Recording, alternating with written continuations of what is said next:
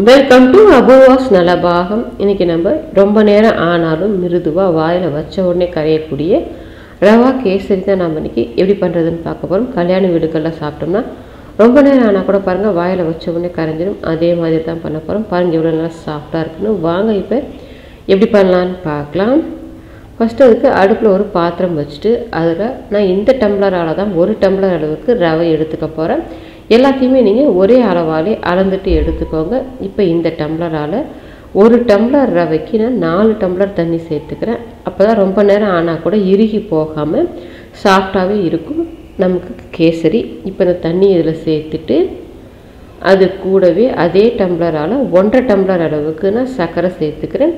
உங்களுக்கு இனிப்பு சுவை அதிகமாக பிடிக்கும்னா 2 டம்ளர் சேர்த்துக்கலாம். இந்த 1.5 டம்ளர்ன்றது நல்ல இனிப்பு சுவையோடு திகட்டாமல் இருக்கும்.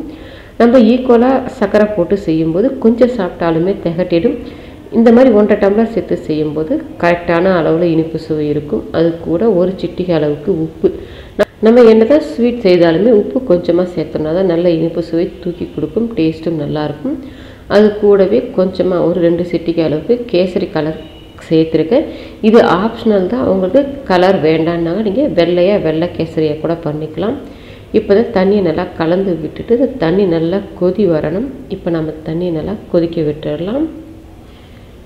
இப்போ பார்த்தீங்கன்னா தண்ணி ஓரளவுக்கு நல்லா கொதிக்க ஆரம்பிச்சிடுச்சு. இப்போ இந்த தண்ணியை நம்ம வேறு ஒரு அடுப்புக்கு மாற்றி வச்சு சிம்மில் வச்சுக்கோங்க.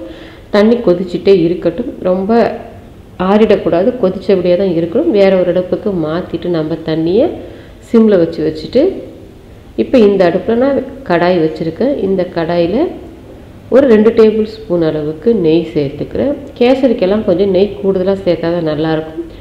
இப்போ நெய் காஞ்சிடுச்சு. இதில் நான் 20 முந்திரி 2 உடச்சிட்டு வச்சுருக்கிறேன். அதை சேர்த்துக்கிறேன்.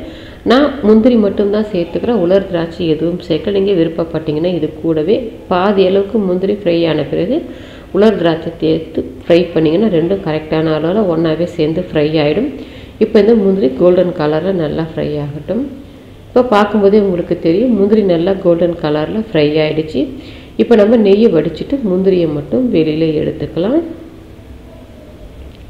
இப்போ அதே நெய்யிலேயே நம்ம ஏற்கனவே தண்ணி அளந்து ஊற்றிருக்கோம் பாருங்கள். அதே டம்ளரால் 1 டம்ளர் அளவுக்கு ரவை எடுத்துருக்கேன். இந்த ரவையை அந்த நெய்யில் சேர்த்துட்டு அடுப்பு மீடியம் ஃப்ளேமுக்கு மாற்றிக்கோங்க. இது வறுத்த ரவை வறுக்காத ரவை எதுவாக இருந்தாலுமே மீடியம் ஃப்ளேமில் மாற்றிட்டு ரவை கரிஞ்சு போகக்கூடாது. கொஞ்சம் லேசாக நிறம் மாறி வறுபட்டு வரணும். நம்ம ஊற்றிருந்த நெய் பார்த்திங்கன்னா அந்த ஓரங்களில் லேசாக கசிகிற மாதிரி இருக்கும். அது வரைக்கும் அடுப்பை மீடியம் ஃப்ளேமில் வச்சுட்டு வறுத்து விட்டுக்கோங்க. இப்போ பார்த்திங்கன்னா உங்களுக்கு தெரியும் கொஞ்சம் தளர்வாயிடுச்சு பாருங்கள். அந்த நெய் உங்களுக்கு நடுவில் கொஞ்சம் வர்றது தெரியும்னு நினைக்கிறேன்.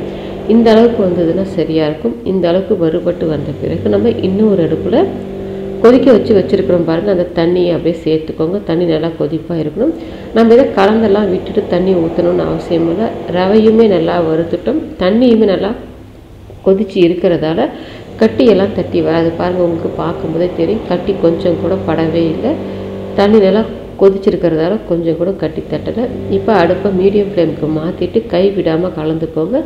ரவை சீக்கிரமாகவே வெந்துடும். தண்ணி கொஞ்சம் வற்றி வரும்போது அடி பிடிச்சிடும். அதனால் கை விடாமல் கலந்து விட்டுகிட்டே இருங்க.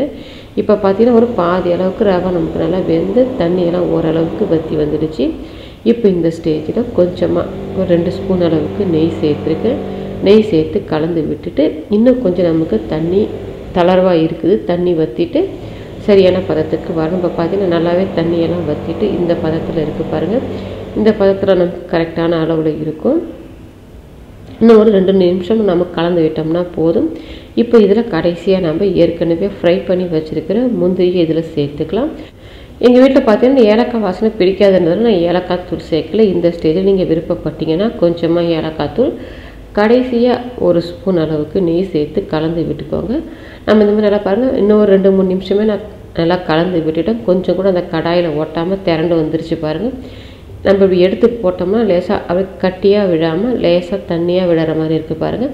இந்த பதத்தில் இருந்ததுன்னா ரொம்ப நேரம் ஆனால் கூட அந்த கேசரி மிருதுவாகவே இருக்கும். நமக்கு கெட்டியாக ஆகாது. அதே சமயத்தில் கடாயில் பாருங்கள் கொஞ்சம் கூட ஒட்டாமல் நல்லா திரண்டு வந்துடுச்சு.